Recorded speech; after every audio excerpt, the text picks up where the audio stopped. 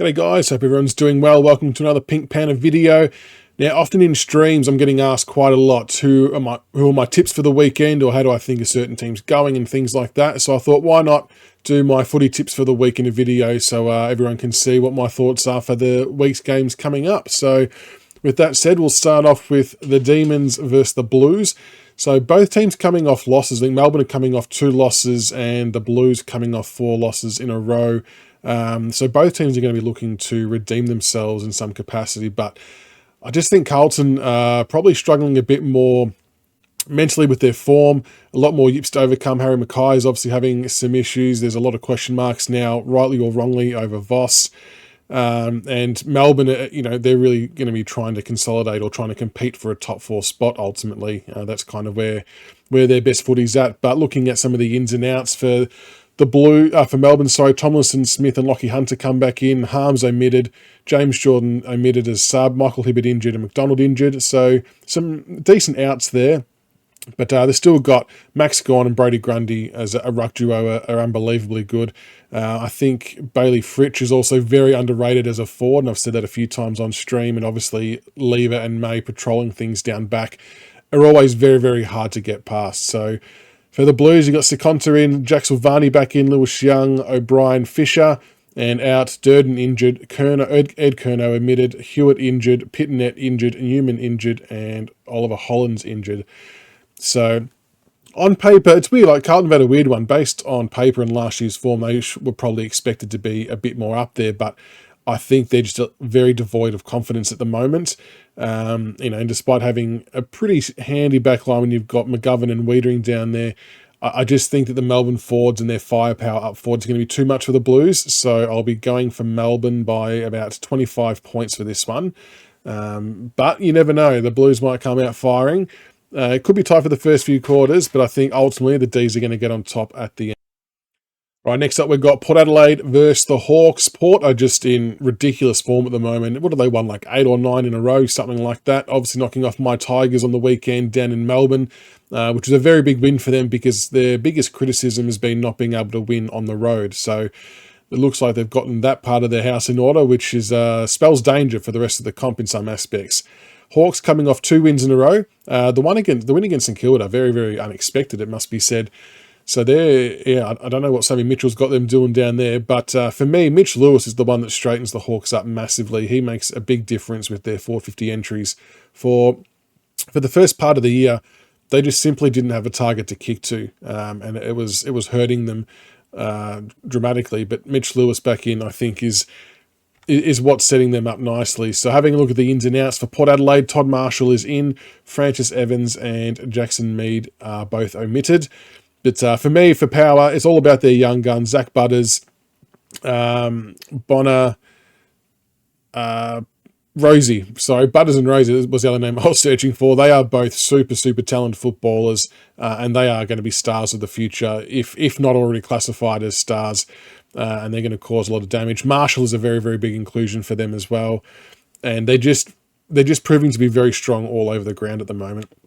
For the Hawks, they got Jack Scrimshaw back in. McKenzie is out managed and Sicily out suspended. It seems to be a regulation thing for him at some point in time during the season. A lot of young players. John Newcomb's obviously doing very good things given where he's come from. Like I said, Mitch Lewis up forward. Kazitsky, Jury's still out. I think he's still very hit and miss. Warple does all right in the middle. They're just very young and underdeveloped, and they're still in a very much a developmental stage. Against Port Adelaide, I think Port Adelaide, especially over in Adelaide, are going to be far too strong for the Hawks, and I'm thinking Port Adelaide might get up by about 30 points in this one. Right, the next one is the West Coast Eagles versus Collingwood.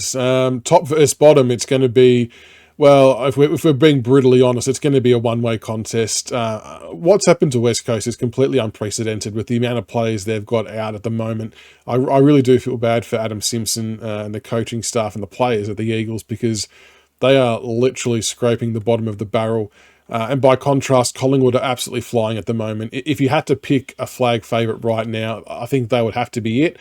The question, I suppose, remains, can they keep up the type of football they're playing for an entire season? But for the sake of this week against against the Eagles, I think they're going to have no issues in accounting for them. They've just got too many good players across the park. They are scary, scary good. So having a look at the changes for the Eagles, Callum Jamieson is in, Greg Clark is out, and Luke Edwards injured. So yet another injury for the Eagles. And for the Magpies, Billy Frampton and Harvey Harrison is in for his first game. And out is Jamie Elliott injured, Oleg Markov omitted, and Sidebottom injured. Even though that's two big names coming out, the Pies just have far too much firepower and star power across the ground. The Dacos brothers, Mychek, a very underrated forward in my opinion. Ash Johnson doing good things. Tom Mitchell has been a perfect fit for the Magpies, as much as that pains me to say. And Darcy Moore, I think, is doing a really, really good job as captain and quality defender. So. Unfortunately for the Eagles fans, I can't really see you guys getting near the Pies. I reckon the Pies are going to romp this one in by about 55 to 65 points. They are just far too good at the moment. Okay, next up we've got the Bulldogs versus the Cats. This is going to be a fascinating game. The Bulldogs coming off a loss and the Cats coming off 3 losses in a row. They've been an interesting one. They've sort of gotten off to an okay start and then fallen into a bit of a slump at the moment. And I think I mentioned on a tweet not long ago that this is the first time since at least 2012 that both of last year's grand finalists haven't been in the top 8 at the halfway point of the year. So obviously being Geelong and Sydney. So it's going to be interesting to see how the Cats fare in this one, because they really, I know they're only 10th. They're only, one game outside the 8, but on exposed form, they've got to sort of start getting themselves into gear and start playing good footy. Although you don't want to be shooting the lights out this time of year, it must be said. But the Doggies, prior to the loss last week, had won their previous 4 games, so they're sitting 6th and doing pretty well. Their midfield's always batted really deep. I've always found that to be one of their big strong points. So looking at the changes for both sides, for the Doggies, Adam Treloar is back in. Lachlan McNeil is omitted. Mitch Hannon is omitted. And for the Cats, Gary Rowan is in. Brandon Parfitt omitted. And Radigalia is out injured.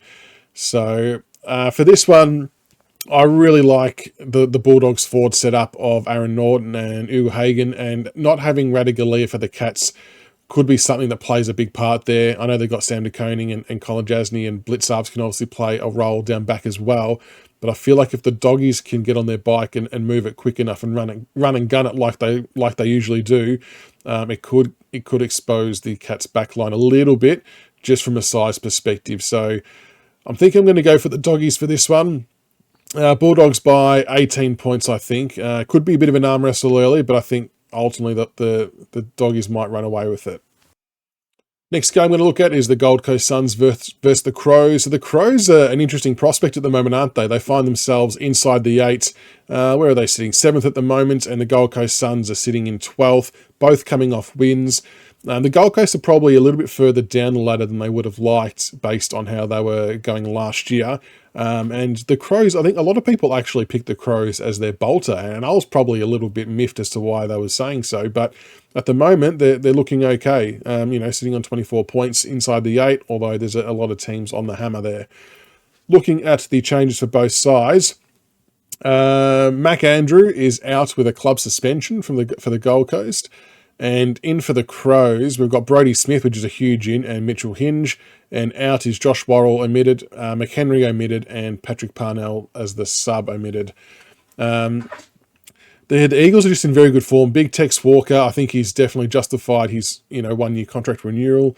Fogarty up forward's good. Doty, Rochelle and Rankin, I really, really enjoy watching them up forward and the spark they bring to the Crows forward line. Riley O'Brien and Thilthorpe. I think that the Crows just seem to have they might stretch the Suns a little bit. But you got Big Benny King up forward, Casbolt, Matt Rao does his thing week in, week out. He's always super reliable.